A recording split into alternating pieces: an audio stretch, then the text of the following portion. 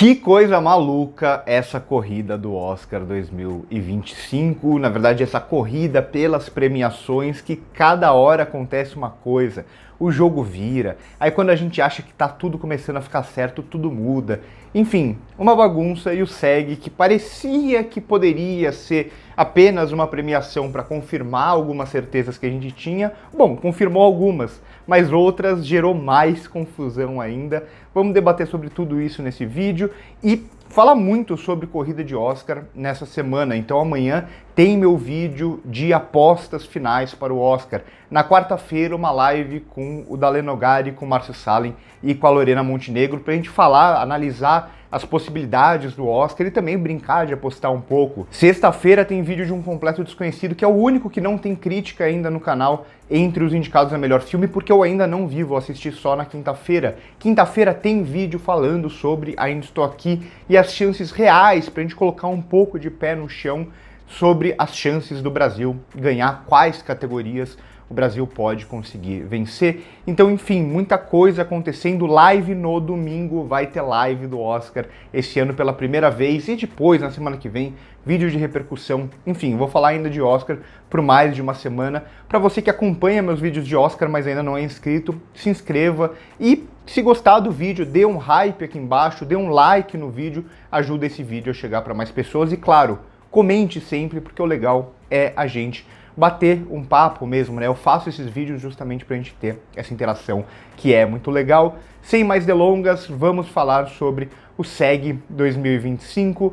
Amanhã, minhas apostas finais para o Oscar. Então, bom, como sempre, eu vou analisar só a parte de cinema, né? A parte de televisão eu deixo um pouco pra lá, por mais que tenha, pelo menos na parte de drama, o Shogun continue levando tudo como era esperado. Eu realmente acho uma grande série. Pinguim também vencendo Colin Farrell, que eu acho uma ótima série também, mas vamos falar de cinema, que é o foco aqui do canal. Começando por uma categoria que vai ter no Oscar em breve, em algum momento, que é essa categoria de dublês ou de direção de dublês, que é sempre muito difícil de se analisar, né? É o tipo de categoria que a gente não consegue analisar tanto em tela, já que justamente o dublê, na maioria das vezes, ele vai se passar pelo ator. Então a gente não tem, assistindo ao filme, a gente não tem como saber o que é feito por um dublê, o que é feito por um ator. É o tipo de categoria que quando tiver no Oscar, ela vai ser muito mais avaliada pelo processo, né, pelos vídeos de set de filmagem e que os filmes e que as campanhas vão dizer o que aqueles dublês fizeram e por que merece vencer o Oscar, por exemplo, do que exatamente pelo que a gente está vendo em tela. E aqui nessa categoria vence justamente o dublê. Então o nome, pelo menos em português, é claro que o nome em inglês não é o mesmo, casa muito com essa proposta. Um filme que pessoalmente eu acho que ele usa até meio mal os dublês dentro da imagem mesmo, né? Dentro do que o filme se propõe, mas quando a gente vê os vídeos de bastidores é isso, né? Quando a gente vai para os bastidores a gente vê tudo que eles fizeram e tudo mais. Esse filme que acaba sendo uma ode, né? Entre aspas, aos dublês no cinema, a visibilidade dos dublês no cinema e tudo mais, que é um dos filmes que tenta alavancar essa categoria em premiações como o Oscar. Não deve demorar muito, essa deve ser uma das próximas categorias a entrar no Oscar, mas não vou analisar muito dela, vamos para as categorias principais. Começando pelas de coadjuvante, que basicamente quando eu digo confirmação, eu falei desde o começo, né? Tá muito na cara que essa vai ser a temporada, que as categorias de coadjuvante, o que tem acontecido bastante nos últimos anos, vão vencer todas as premiações. Kieran Culkin vai vencer todas as premiações. Zoe Saldanha vai vencer todas as premiações. A Zoe Saldanha, muita gente achava que as polêmicas de Emília Pérez podiam esbarrar nela. Foi exatamente o contrário, né? Ela se desvinculou, a Netflix fez ela se desvincular também da figura da Carla Sofia Gascon, e a Zoe Saldanha acaba sendo até o nome do filme agora, né? Essa visão de que ela é quase que o filme em si, né? Ou dentro de todo esse filme, ela é a que se salva. É muito possível que no Oscar, inclusive, esse filme vença só atriz coadjuvante e canção original, que são justamente as duas, claro que tem muita chance em filme internacional também, mas que seriam justamente as duas categorias que o foco está na Zoe Saldanha, já que El Mal, a Carla Sofia Gascon canta e tudo mais, mas quem performa mesmo, né, quem tem toda essa visibilidade em El Mal é justamente a Zoe Saldanha. Mas sobre Oscar e sobre a categoria de canção original eu falo no vídeo de amanhã. Então, para mim, aqui duas certezas, e duas certezas que muita gente se incomoda, né?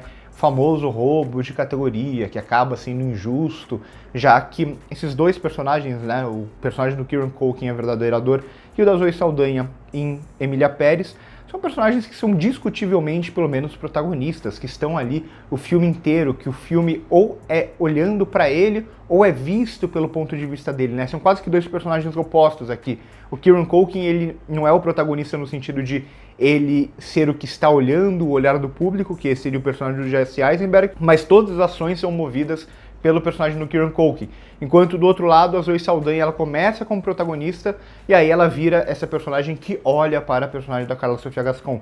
Então, são no mínimo discutíveis protagonistas aqui nessas categorias de coadjuvantes, o que dificulta muito para outros atores, né? Jeremy Strong, por exemplo, podia ter muita chance em coadjuvante, entre outros, como, por exemplo, a Isabella Rossellini ou a própria Ariana Grande em atriz coadjuvante, mas não vai acontecer. Kieran Culkin e Zoe Saldanha, prêmios certos aqui. Melhor atriz era um dos prêmios, né? Acreditava-se que as únicas possibilidades de surpresa ou de indefinição estaria em melhor atriz e melhor elenco. O melhor cast aqui no SEG é um prêmio importante, eu já chego nele, e são dois prêmios que, enfim, podem dizer muita coisa. Melhor atriz, muita gente viu a Mikey Madison ganhando o BAFTA e achou que ela ia ganhar o SEG também, porque se o BAFTA é mais conservador e não premiou a Demi Moore, então acontece que o SEG vai premiar a Mikey Madison também. E eu falava lá no BAFTA, eu falava, o SEG é muito importante para a Demi Moore e é muito importante para essa categoria também, porque a Demi Moore veio ganhando tudo na temporada. Só que as premiações que compartilham votantes com o Oscar, que são mais importantes com o Oscar, com o Oscar, são justamente BAFTA e SEG. Se ela não ganhar nenhum dos dois, ela perde muita força. Um parênteses, o SEG tem mais de 100 mil votantes, o Oscar tem 10 mil votantes. Os 100 mil votantes do SEG são quase todos americanos ou atores e personalidades que estão muito inseridos dentro da indústria hollywoodiana, enquanto os votantes do Oscar cada vez mais eles se diferenciam, né? Tem cada vez mais votantes internacionais entrando todos os anos. Ainda assim, é uma prévia muito boa aqui. E eu falei na semana passada lá no vídeo do BAFTA, eu falava, acho que a Demi Moore ainda assim ganha o SEG. O SEG, ele é uma premiação muito mais voltada, como eu disse, para os Estados Unidos, para esse olhar americano, e a força da Demi Moore não é tanto com a Academia Britânica, mas é muito forte a narrativa dela dentro da indústria hollywoodiana, né? Essa atriz que a personagem do filme conversa muito com a carreira dela e com muitas outras atrizes que passam por Hollywood. Então é um filme que é muito voltado, de alguma forma, para a narrativa da indústria hollywoodiana e por isso eu acreditava que a Demi Moore venceria o SEG.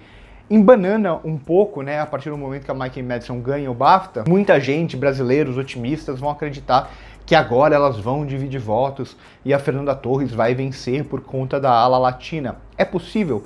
Tudo é possível esse ano.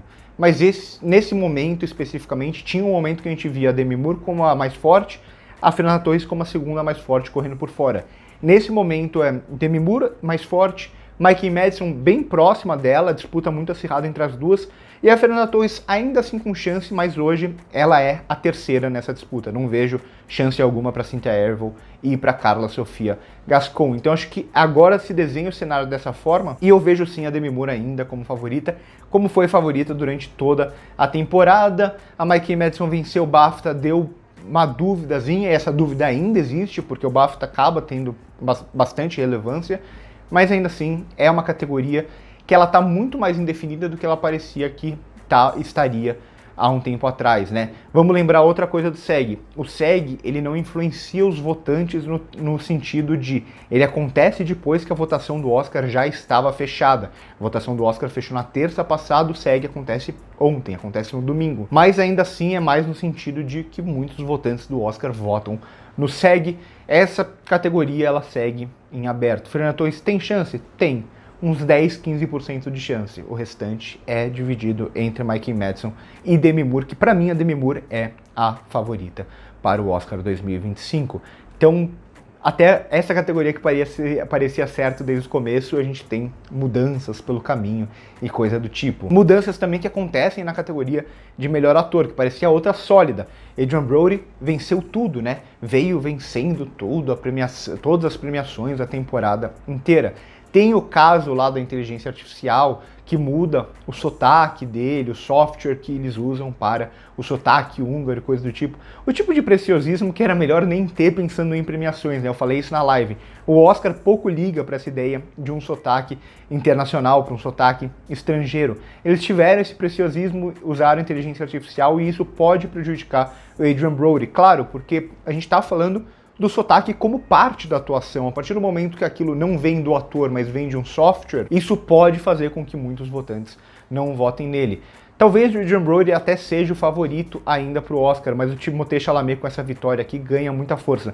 Não posso comentar sobre a atuação dele porque eu não assisti, como eu disse, Um Completo Desconhecido ainda. É o único filme que falta eu ver das categorias principais do Oscar. Mas por muito tempo parecia que o Ralph Fiennes era quem corria por fora e o Ralph Fiennes não vence nem o BAFTA, que é uma premiação britânica. O Ralph Fiennes é um ator britânico, consagrado e tudo mais. Parecia que ali era a solidificação de Adrien Brody como favorito. Lembramos de mais um contexto, é sempre importante a gente entender contextos. O BAFTA, a votação dele é anterior. É um pouco até anterior, em grande medida, às polêmicas envolvendo Emilia Pérez e o Brutalista. Por isso até que Emilia Pérez tem um pouco mais de força no BAFTA do que talvez tenha para o Oscar. Pode ser que essas polêmicas no meio do caminho tenham pesado de alguma forma, ou pode ser simplesmente que a academia, ou pode ser que muitos desses votantes gostaram mesmo de Um Completo Desconhecido. Não vamos esquecer que lá no Oscar ele tem muitas indicações, e não vamos esquecer que o SEG claramente, o Sindicato dos Atores claramente não gostou de O Brutalista. Então é uma surpresa, mas não é uma surpresa tão grande assim quando a gente vê que o Guy Pearce não foi indicado ao ator coadjuvante, que a Felicity Jones não foi indicada à atriz coadjuvante, que foram indicadas no Oscar, por mais que eu não goste da atuação da Felicity Jones principalmente aqui, e não foi indicado a melhor elenco também. O prêmio de melhor elenco no SEG é uma espécie do Sindicato dos Atores falando: esse é o melhor filme do ano, esse é o melhor filme pra gente. Claro que, mais uma vez, há contextos nesse sentido. No ano de 1917, por exemplo, ele vinha ganhando todas as premiações e não foi indicado no SEG de elenco naquele ano. Claro, porque 1917 é muito focado apenas em um ator, apenas em um personagem. Então é normal que filmes assim não sejam indicados. Mas de forma geral, o SEG de elenco ele tenta passar essa mensagem de melhor filme. E lembrando do ano de 1917 também, 1917 ganhou BAFTA, ganhou PGA, ganhou DGA, ganhou Globo de Ouro, ganhou tudo. A única coisa que Parasita vence antes do Oscar, e por isso 1917 era o grande favorito naquele Oscar, mas Parasita vence melhor elenco no SEG de elenco. Não é um prêmio irrelevante, longe disso. É um grande branch com muitos votantes do Oscar, por mais que seja muito maior do que o número de votantes do Oscar e tudo mais, mas acaba sendo uma premiação aqui relevante. Relevante ainda quando a gente olha esse ano, a Nora vai vencer o SEG de elenco e vai se confirmar como o grande favorito a melhor filme, já ganhou PGA, já ganhou DGA e etc. Enquanto Conclave era visto como uma possibilidade correndo por fora, mas ele tinha vencido só o BAFTA, e Conclave era um filme britânico disputando contra filmes americanos. É normal que um filme britânico ganhe o BAFTA. Agora Conclave ganha aqui também melhor elenco, e eu acho muito justo que ele ganhe melhor elenco, né? O elenco de Conclave é fantástico.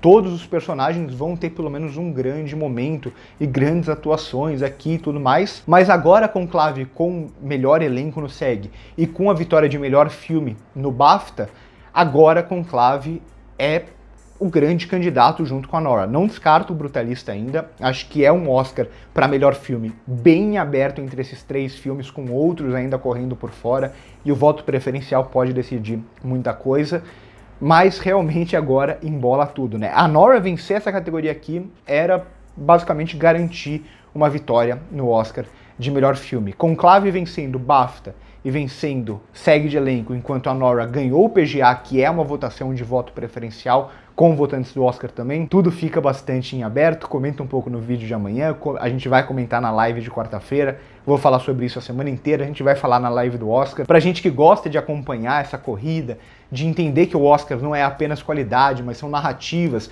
é momento acima de tudo, né? Como um filme sustenta um momento por muito tempo, muitas vezes ele não consegue, como ele vai vencendo as premiações influenciam futuras premiações, tudo isso é muito legal. E aqui esse Oscar 2025 tá um prato cheio, essa corrida do Oscar. Para quem tá pensando apenas em Oscar, é um prato cheio pra gente não saber o que vai acontecer. Em definições, a gente tenta fazer análises, a gente tenta prever o que pode acontecer, mas na prática é tudo muito indefinido. Esse ano tá realmente bem legal. Por hoje é isso. Curte o vídeo se gostou, dá hype no vídeo se estiver vendo pelo celular, se você tiver gostado, para mandar para mais pessoas. Se inscreve no canal se ainda não for inscrito. Muita gente vendo os vídeos sem se inscrever, porque essa semana vai ser recheada de Oscar. Por hoje é isso e corta.